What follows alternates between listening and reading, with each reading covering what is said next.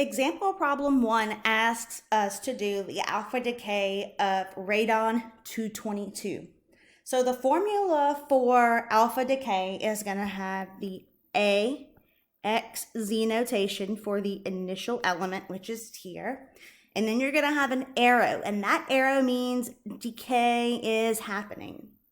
So the first box is going to be A minus 4, Z minus 2, and then big Y. Big Y is going to be the new elemental symbol for the element that you have created. Because remember, the number of protons down here is changing. So it's going to be a totally different element on the periodic table. Plus your alpha particle. And so an alpha particle is always going to be 4 on top, 2 on bottom, and then an alpha. I've also seen people write 4 to helium, and that is also correct because 4 weight and 2 protons is basically a helium atom. So either way is correct. So let's work this first problem. So we have 222 mass, 86 protons, radon.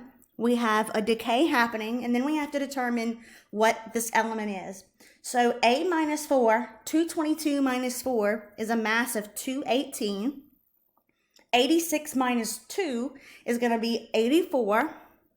And so if we go to the periodic table of elements and look for element number 84, we'll say that it is polonium. So that is going to be PO plus 4 to alpha.